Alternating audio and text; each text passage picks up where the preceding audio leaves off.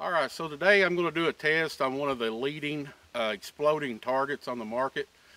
Based off the specification from the manufacturer, you need to shoot a 40 grain bullet at 2,200 feet per second, and they recommend a 223 caliber bullet.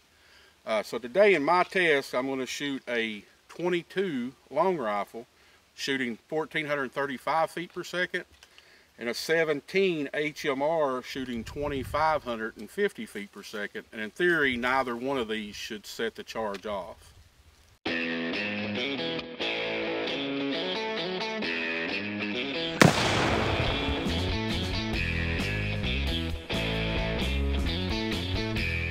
So the first gun I'm going to shoot is this 22 long rifle Ruger Precision.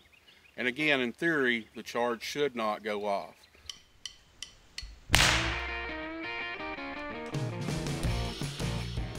And the second shot I'm going to take is with this 17 HMR Ruger Precision, and again, it shouldn't make the charge go off based off the manufacturing specs.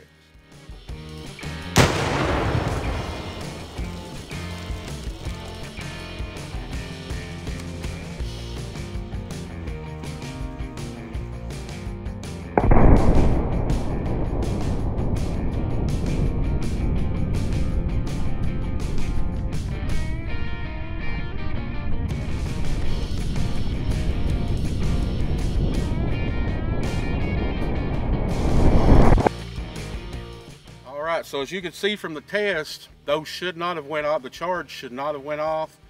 But you know, lesson learned, you can never be too safe with an exploding target. Here was the safe that was sitting behind it, or what's left of it.